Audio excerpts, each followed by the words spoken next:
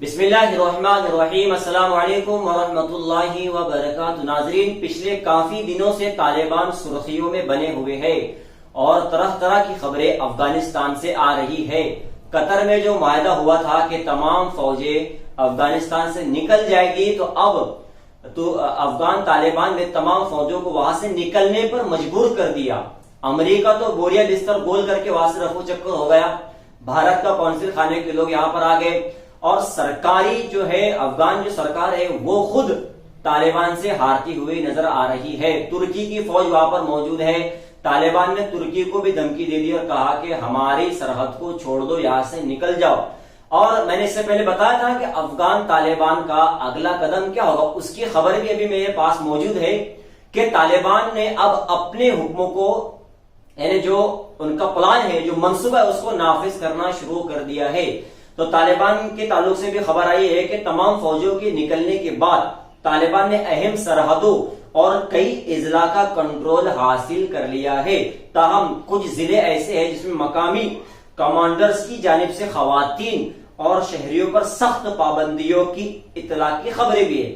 یعنی طالبان کی طرف سے سخت قانون کی، یعنی انہوں نے گرفت ایسی مضبوط کر دی ہے جس کی خبر ہے۔ طالبان نے اپنے قوانین نافذ کرنا شروع کر دیے ہیں، یعنی لاگو کرنا شروع کر دیے، اور اس کی وجہ سے اب عوام میں زبردست خوف اور ہراس نظر آ رہا ہے۔ شمالی علاقے میں کسٹم پوسٹ شیر خان بندر کو کنٹرول حاصل کرنے کے بعد خواتین کے اکیلے نکلنے پر، سگریٹ نوشی پر طالبان نے پابندی لگا دی ہے۔ کوئی بھی خاتون اکیلے باہر نکلے گی نہیں، سگریٹ نوشی نہیں کرے گی، اور انہوں نے یہ اعلان، اس پابندی کا حکم مقامی مسجدوں کے اماموں کو خط کے ذریعے دیا۔ تمام اماموں کو، علماء کو خط لکھا اور کہا کہ اپنی اپنی مسجدوں میں اس طریقے سے اعلان کرو۔ طالبان کے مقامی کمانڈر کے خط میں متنبہ کیا گیا کہ احکامات کی خلاف ورزی کرنے پر سنجیدگی سے کارروائی کی جائے گی۔ جو احکامات کی خلاف ورزی کرے گا، قانون کو نہیں مانے گا، اس پر سنجیدگی سے کارروائی کی جائے گی۔ ایسے ہی امام مسجد نے خطبے میں اس فیصلے سے شہریوں کو آگاہ بھی کیا، یعنی جو خطبہ ہوتا ہے مسجد میں، جو بیان ہوتا ہے، اس کے اندر اماموں نے طالبان کے اس فیصلے سے لوگوں کو آگاہ کیا اور کہا کہ ایسا حکم طالبان کی طرف سے آیا ہے۔ ایسے لاؤڈ اسپیکر کے ذریعے بھی استعمال کر کے بھی یہ اعلان کے ذریعے، یعنی یہ اعلان کو لوگوں میں کس طریقے سے پھیلائے۔ مسجد میں جو اعلان ہوا، مسجد کے اندر جو لاؤڈ اسپیکر ہوتا ہے بڑا، اس کے ذریعے سے بھی لوگوں کو آگاہ کیا گیا۔ ایسی ایک خاتون نے تعارف ظاہر نہ کرنے کی شرط پر بتایا کہ ہمارے گاؤں میں بہت سی خواتین اور کم عمر لڑکیاں سلائی کڑھائی اور جوتیاں بنانے کا کام کر رہی تھی، لیکن اب یہ لڑکیاں خوف زدہ ہے۔ یعنی کچھ عورتیں، جو مہیلائیں ہیں، وہ سلائی کڑھائی کا کام کرتی، اس لیے ان کو باہر جانا پڑتا ہے، لیکن اب وہ ڈری ہوئی ہے کہ ہمارا یہ کاروبار بند ہو جائے گا تو اب ہم کیا کریں گے، کیونکہ ہم باہر نکلیں، اس کے لیے باہر نکلنا پڑتا ہے اور طالبان کا آرڈر ہے کہ باہر نہ نکلیں۔ خاتون نے مزید بتایا کہ شیر خان بندر پر قبضے کے بعد طالبان نے خواتین کو باہر نکلنے سے منع کر دیا۔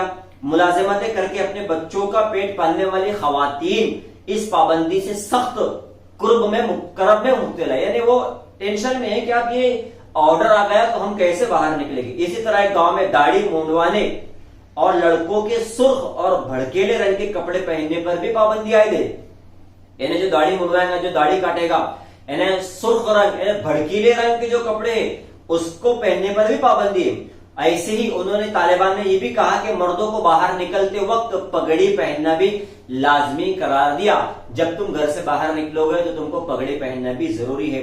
بہت سارے قانون ہے جو شریعت چاہتی ہے، اس طریقے سے طالبان نے نافذ کرنے شروع کر دیے، لیکن چونکہ کچھ مہیلا ہے، خاتون ہے، جو کمزور ہے، بیمار ہے، لاچار ہے، ان کا کوئی سہارا نہیں ہے، ان کے لیے اب یہ بڑا مسئلہ ہے کہ وہ باہر نکلے گی کیسے، پھر اپنے کام کے لیے وہ جائے گی کیسے۔